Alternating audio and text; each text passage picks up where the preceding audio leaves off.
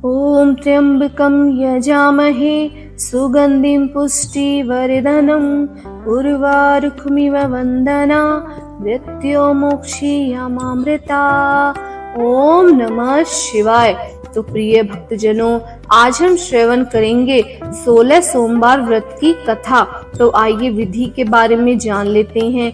16 सोमवार व्रत की विधि। यह व्रत सप्ताह के प्रथम दिन सोमवार को रखा जाता है। यह व्रत भगवान शिव के लिए रखा जाता है। 16 सोमवार के व्रत की विधि। 16 सोमवार के दिन भक्ति पूर्वक व्रत करें। आधा सेर आटे गेहूं के आटे का प्रसाद बना लें और घी गुड़ दीप नैवेद्य पूंगी फल बेलपत्र जनेऊ का जोड़ा चंदन अक्षत पुष्प आदि से प्रदोष काल में भगवान शिव का पूजन करें। एक अंग भगवान शिव को अर्पित करें और 2 अंगों के प्रसाद स्वरूप बांटें और स्वयं भी ग्रहण करें। 17वें सोमवार के दिन पाव भर गेहूं के आटे की बाटी बनाकर घी और गुड़ बनाकर चूरमा बनाएं और भोग लगाकर उपस्थित लोगों में बांटें। तो आइए 16 सोमवार व्रत की कथा का श्रवण करते हैं। पहला अध्याय। पृथ्वी पर भ्रमण की इच्छा से भगवान शिव और पार्वती जी अमरावती नगर में पहुँचे। वन उपवन और सुंदर भवनों को देखकर भगवान शिव को अमरावती नगर बहुत अच्छा लगा। उन्होंने कुछ दिन उसी नगर में रहने के लिए कहा। पार्वती को भी अमरावती नगर बहुत अच्छा लगा। उस नगर के राजा ने भगवान शिव का एक विशाल मंदिर बनवा रखा था। शिव और पार्वती जी उस मंदिर में रहने लगे। एक दिन पार्वती ने भगवान शिव से कहा कि हे प्राणनाथ, आज मेरी चौसर खेलने की इच्छा हो रही है। पार्वती जी की इच्छा जानकर शिव पार्वती के साथ चौसर खेलने के लिए बैठ गए। खेल प्रारंभ होते ही उस मंदिर का पुजारी वहां आ गया। पार्वती जी ने पुजारी से पूछा कि पुजारी जी, चौरस खेलने में हम दोनों में से किसकी विजय होगी? उस समय शिव और पार्वती परिवर्तित रूप में थे। पुजारी ने एक पल कुछ नहीं सोचा और झट से बोला, चौसर के खेल में त्रिलोकी नाथ की विजय होगी। यह कहकर पुजारी पूजा पाठ में लग गया। कुछ देर बाद चौसर में शिव जी की पराजय हुई और पार्वती जी जीत गईं। पार्वती जी ने ब्राह्मण पुजारी से मिथ्या वचन से रुष्ट होकर उसे कोढ़ी हो जाने का श्राप दे दिया। शिव और पार्वती उस मंदिर से कैलाश पर्वत लौट गए। पार्वती के श्राप से कुछ ही देर में ब्राह्मण पुजारी का सारा शरीर कोढ़ से भर गया। नगर की स्त्री पुरुष उस पुजारी की परछाई से भी दूर दूर रहने लगे। कुछ लोगों ने राजा को पुजारी के कोढ़ हो जाने की शिकायत की तो राजा ने किसी पाप के कारण पुजारी के कोढ़ी हो जाने का विचार उसे उस मंदिर से निकलवा दिया। उसकी जगह दूसरे ब्राह्मण को पुजारी बना दिया। कोढ़ी पुजारी मंदिर के बाहर बैठकर भिक्षा मांगने लगा। कई दिन बाद स्वर्गलोक की कुछ अप्सराएं उस मंदिर में भगवान शिव की पूजा करने आईं। कोढ़ी पुजारी पर उनको बहुत दया आई। उन्होंने पुजारी से उस भयंकर कोढ़ के बारे में पूछा। पुजारी ने उन्हें भगवान शिव और पार्वती जी के चौसर खेलने और पार्वती के शाप देने की सारी कहानी कह सुनाई। शाप की कहानी सुनकर अप्सराओं ने पुजारी से कहा कि तुम 16 सोमवार का विधिवत व्रत करो। तुम्हारे सभी कष्ट रोग विकार शीघ्र नष्ट हो जाएंगे। पुजारी द्वारा पूजन विधि पूछने पर अप्सराओं ने कहा, सोमवार के दिन सूर्योदय से पहले उठकर स्नान से निवृत्त होकर स्वच्छ वस्त्र पहनकर आधा सेर गेहूं का आटा लेकर उसका प्रसाद बनाकर 3 अंग बना लेना। फिर घी का दीपक जलाकर गुड़ नैवेद्य बेलपत्र चंदन अक्षत फूल पूंगी फल जनेऊ का जोड़ा लेकर प्रदोष काल में यानी कि शाम को भगवान शिव की पूजा अर्चना करना। पूजा के बाद 3 अंगों में एक अंग भगवान शिव को अर्पण करके शेष 2 अंगों को भगवान का प्रसाद मानकर वहां उपस्थित स्त्री पुरुषों और बच्चों में बांट देना। इस तरह व्रत करते हुए जब 16 सोमवार बीत जाएं, तो 17वें सोमवार को 1 पाव आटे की बाटी बनाकर उसमें घी और गुड़ मिलाकर चूरमा बनाना। फिर भगवान शिव को भोग लगाकर वहां उपस्थित स्त्री पुरुष और बच्चों को प्रसाद बांट देना। इस तरह 16 सोमवार व्रत करने और व्रत कथा सुनने से भगवान शिव तुम्हारे कोढ़ को नष्ट करके तुम्हारी सभी मनोकामनाओं को पूर्ण कर देंगे। इतना कहकर अप्सराएं स्वर्ग लोक को चली गई। पुजारी ने अप्सराओं के कथा अनुसार विधिवत 16 सोमवार का व्रत किया। फल स्वरूप भगवान शिव की अनुकंपा से उसका कोढ़ नष्ट हो गया। राजा ने उसे फिर मंदिर का पुजारी बना दिया। मंदिर में भगवान शिव की पूजा करता हुआ ब्राह्मण पुजारी आनंद से जीवन व्यतीत करने लगा। कुछ दिनों बाद पुनः पृथ्वी का भ्रमण करते हुए भगवान शिव और माता पार्वती उस मंदिर में पधारे। स्वस्थ पुजारी को देखकर पार्वती जी ने आश्चर्य से उसके रोग मुक्त हो जाने का कारण पूछा, तो पुजारी ने उन्हें 16 सोमवार व्रत करने की सारी कथा सुनाई। दूसरा अध्याय प्रारंभ। पार्वती जी व्रत की बात सुनकर बहुत प्रसन्न हुई और उन्होंने पुजारी से उसकी विधि पूछकर स्वयं 16 सोमवार का व्रत प्रारंभ किया। पार्वती जी उन दिनों अपने पुत्र कार्तिकेय के नाराज होकर दूर चले जाने से बहुत चिंतित रहती थीं। वे कार्तिकेय को लौटा लाने के लिए उपाय कर चुकी थीं, लेकिन कार्तिकेय लौटकर उनके पास नहीं आ रहे थे।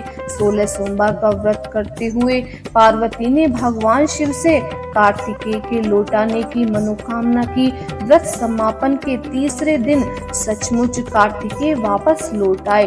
कार्तिकेय ने अपने हृदय परिवर्तन से संबंधित मैं पार्वती जी से पूछा, हे माता, आपने ऐसा कौन सा उपाय किया जिससे मेरा क्रोध नष्ट हो गया और मैं वापस लौट आया?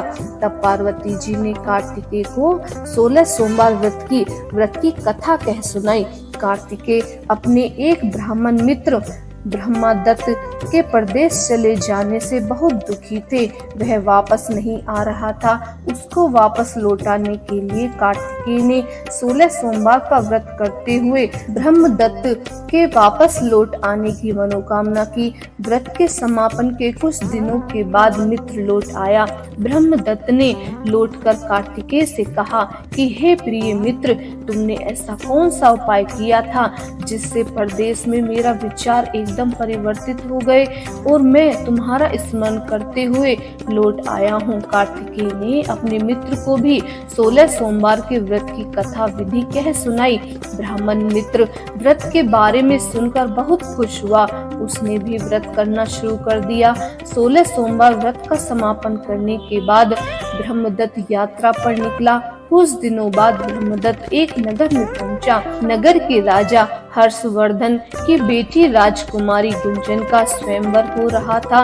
उस स्वयंवर में अनेक राजाओं के राजकुमार आए थे। स्वयंवर में राजा हर्षवर्धन की हथनी उसके गले में जयमाला डाल देगी। उसी के साथ राजकुमारी का विवाह होना था। ब्रह्मदत्त की उत्सुकतावश महल में चला गया। वहां कई राज्यों में राजकुमार बैठे थे और तभी एक सजी धजी हथनी सूंड में जयमाला लिए वहां आई। उस हथनी के पीछे राजकुमारी गुंजन दुल्हन की वेशभूषा में चल रही थी। हथनी ने ब्रह्मदत्त के गले में जयमाला डाल दी। फलस्वरूप राजकुमारी का विवाह ब्रह्मदत्त के साथ हो गया। 16 सोमवार व्रत के प्रभाव से ब्रह्मदत्त का भाग्य बदल गया। ब्रह्मदत्त को राजा के बहुत सा धन और स्वर्ण आभूषण देकर विदा किया। अपने नगर में पहुंचकर ब्रह्मदत्त आनंद से रहने लगा। एक दिन उसकी पत्नी गुंजन ने पूछा कि हे प्राणनाथ, आपने कौन सा शुभ कार्य किया था और जो हथनी ने राजकुमारों को छोड़कर आपके गले में जयमाला डाल दी। ब्रह्मदत्त ने 16 सोमवार व्रत की सारी कहानी बता दी। अपने पति के 16 सोमवार व्रत का महत्व जानकर राजकुमारी गुंजन ने भी पुत्र की इच्छा से 16 सोमवार का व्रत किया। निश्चित समय पर भगवान शिव की अनुकंपा से राजकुमारी के एक सुंदर व स्वस्थ पुत्र उत्पन्न हुआ। पुत्र का नामकरण गोपाल के रूप में हुआ। दोनों पति पत्नी सुंदर पुत्र को पाकर बहुत खुश हुए। पुत्र ने भी माँ से एक दिन प्रश्न किया कि मैंने तुम्हारे ही घर में क्यों जन्म लिया, इसका क्या कारण है। माता गुंजन ने पुत्र को 16 सोमवार व्रत की जानकारी दी और कहा कि भगवान शिव के आशीर्वाद से ही मुझे तुम जैसी गुणी व सुंदर पुत्र मिला है। व्रत का महत्व जानकर गोपा ने भी व्रत करने का संकल्प किया। गोपाल जब 16 वर्ष का हुआ तो उसने राज्य पाने की इच्छा से 16 सोमवार का विधिवत व्रत किया। व्रत समापन के बाद गोपाल घूमने के लिए समीप नगर में गया। उस नगर के राजा की महामंत्री राजकुमारी के विवाह के लिए सुयोग्य वर की तलाश में निकले थे। राजा ने गोपाल को देखा तो बहुत प्रसन्न हुए। फिर गोपाल से उसके माता पिता के संबंध में बातें करके उसे अपने साथ महल में ले आए। वृद्ध राजा ने गोपाल को पसंद किया और बहुत धूमधाम से राजकुमारी का विवाह उसके साथ कर दिया। 16 सोमवार के व्रत करने से गोपाल महल में पहुंचकर आनंद से रहने लगा। तीसरा अध्याय। 2 वर्ष बाद राजा का निधन हो गया तो गोपाल को उस नगर का राजा बना दिया गया। इस तरह 16 सोमवार व्रत करने से गोपाल की राज्य पाने की इच्छा पूर्ण हो गई। राजा बनने के बाद भी गोपाल विधिवत 16 सोमवार का व्रत करता रहा। व्रत के समापन व 17वें सोमवार को गोपाल ने अपनी पत्नी मंगला से कहा कि व्रत की सारी सामग्री लेकर वह समीप ही शिव के मंदिर में पहुँचे। मंगला के पति की बात की परवाह न करते हुए सेवकों द्वारा पूजा की सामग्री मंदिर में भेज दी। मंगला स्वयं मंदिर नहीं आई। जब गोपाल ने भगवान शिव की पूजा पूरी की तो आकाशवाणी हुई कि हे राजन, तेरी रानी मंगला ने 16 सोमवार व्रत का अनादर किया है, सो रानी को महल से निकाल दे, नहीं तो तेरा सब वैभव नष्ट हो जाएगा, तो निर्धन हो जाएगा। आकाशवाणी सुनकर गोपाल बुरी तरह चौंक पड़ा। उसने तुरंत महल में पहुंचकर अपने सैनिकों को आदेश दिया कि रानी मंगला को बंदी बनाकर ले जाओ और उसे ऐसे दूर किसी नगर में छोड़ाओ। सैनिकों ने राजा की आज्ञा का पालन तत्काल कर दिया। मंत्रियों ने राजा से प्रार्थना की कि वे रानी को अन्यत्र न भेजें। तब राजा गोपाल ने आकाशवाणी वाली बात बताई तो वे भी भगवान शिव के प्रकोप के भय से शांत होकर रह गए। रानी मंगला भूखी प्यासी उस नगर में भटकने लगी। मंगला को उस नगर में एक बुढ़िया मिली। वह बुढ़िया सूत काटकर बाजार में बेचने जा रही थी, लेकिन उस बुढ़िया ने सूत उठा नहीं पा रही थी। बुढ़िया ने मंगला से कहा, बेटी, यदि तुम मेरा सूत उठाकर बाजार तक पहुंचा दो और सूत बेचने में मेरी मदद करो तो मैं तुम्हें धन दूंगी। मंगला ने बुढ़िया की बात मान ली, लेकिन जैसे ही मंगला ने सूत को गठरी को हाथ लगाया तभी जोर की आंधी आई और गठरी खुल जाने से सारा सूत आंधी में उड़ गया। मंगला को मनहूस समझकर बुढ़िया ने उसे दूर चले जाने को कहा। मंगला चलते चलते नगर में एक तेली के घर पहुंची। उस तेली ने तरस खाकर मंगला को घर में रखने के लिए कह दिया, लेकिन तभी भगवान शिव के प्रकोप से तेली के तेल से भरे मटके एक एक करके फूटने लगे। तेली ने मंगला को मनहूस जानकर तुरंत घर से निकलवा दिया। भूखी प्यासी रानी वहां से आगे की ओर चल पड़ी। रानी ने एक नदी पर जल पिया। अपनी प्यास शांत करनी चाहिए तो नदी का जल उसके स्पर्श से सूख गया। अपने भाग्य को खोजती हुई रानी आगे चल दी। चलते चलते रानी एक जंगल में पहुंची। उस जंगल में एक तालाब था। उसमें निर्मल जल भरा हुआ था। निर्मल जल देखकर रानी की प्यास तेज हो गई। जल पीने के लिए रानी ने तालाब की सीढ़ियां उतरकर जैसे ही जल को स्पर्श किया, तभी उस जल से असंख्य कीड़े उत्पन्न हो गए। रानी ने दुखी होकर उस गंदे जल को पीकर अपनी प्यास शांत की। दोपहर की धूप से परेशान होकर रानी ने एक पेड़ की छाया में बैठकर कुछ देर आराम करना चाहा, तो उस पेड़ के पत्ते पल भर में सूखकर बिखर गए। रानी दूसरे पेड़ के नीचे जाकर बैठी तो उस पेड़ के पत्ते भी गिर गए। रानी तीसरे पेड़ के पास पहुंची तो वह पेड़ ही नीचे गिर पड़ा। पेड़ों के विनाश को देखकर वहां पर गायों को चराते ग्वाले बहुत परेशान हुए। ग्वाले मनहूस रानी को पकड़कर समीप के मंदिर में पुजारी के पास ले गए। रानी के चेहरे को देखकर ही पुजारी जान गए कि रानी अवश्य किसी बड़े घर की है, भाग्य के कारण दर दर भटक रही है। पुजारी ने रानी से कहा कि हे पुत्री, तुम कोई चिंता नहीं करो, मेरे साथ इस मंदिर में रहो, कुछ ही दिनों में सब ठीक हो जाएगा। पुजारी की बातों से रानी को बहुत सांत्वना मिला। रानी उस मंदिर में रहने लगी, लेकिन उसके भाग्य में कोई परिवर्तन नहीं हुआ। रानी भोजन बनाती तो सब्जी जल जाती, आटे में कीड़े पड़ जाते, जल से बदबू आने लगती। पुजारी भी रानी के दुर्भाग्य से बहुत चिंतित होते हुए बोले कि हे पुत्री, अवश्य ही तुमने कोई अनुचित काम किया है, जिसके कारण देवता तुमसे नाराज होकर तुम्हें इतना कष्ट दे रहे हैं। पुजारी की बात सुनकर रानी ने अपने पति के आदेश पर मंदिर में न जाकर शिव की पूजा नहीं करने की सारी कथा सुनाई। पुजारी ने कहा, अब तुम कोई चिंता न करो, कल सोमवार है और कल से तुम 16 सोमवार के व्रत करना शुरू कर दो। भगवान शिव अवश्य तुम्हारे दोषों को क्षमा करके तुम्हारे भाग्य को बदल देंगे। पुजारी की बात सुनकर रानी ने 16 सोमवार के व्रत प्रारंभ कर दिए। सोमवार को व्रत करके विधिवत शिव की पूजा अर्चना करके रानी व्रत कथा सुनने लगी। तब रानी ने 17वें सोमवार को विधिवत व्रत का समापन किया तो उधर उसके पति राजा गोपाल के मन में रानी की याद आई। गोपाल ने तुरंत अपने सैनिकों को रानी मंगला को ढूंढकर लाने के लिए भेजा। रानी को ढूंढते हुए सैनिक मंदिर में पहुंचे और रानी से लौटकर चलने के लिए कहा। पुजारी ने सैनिकों से मना कर दिया और सैनिक निराश होकर लौट गए। उन्होंने लौटकर राजा को सारी बात बताई। राजा गोपाल स्वयं उस मंदिर में पुजारी के पास पहुंचे और रानी को महल से निकाल देने के कारण पुजारी से क्षमा मांगी।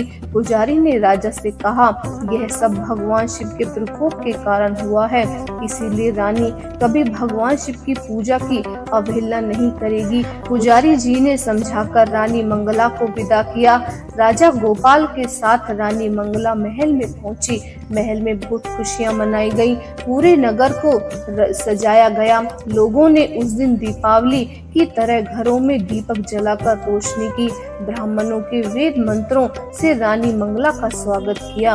राजा ने ब्राह्मणों को अन्न, वस्त्र और धन का दान दिया। नगर में निर्धनों को वस्त्र बांटे गए। रानी मंगला 16 सोमवार का व्रत करते हुए महल में आनंद पूर्वक रहने लगी। भगवान शिव की अनुकंपा से उसके जीवन में सुख भर गया। 16 सोमवार के व्रत करने और कथा सुनने से मनुष्य की सभी मनोकामनाएं पूर्ण हो जाती हैं और जीवन में किसी तरह की कमी नहीं रहती। स्त्री पुरुष आनंद पूर्वक जीवन यापन करते हुए मोक्ष को प्राप्त होते हैं। बोलिए शिव भगवान की जय।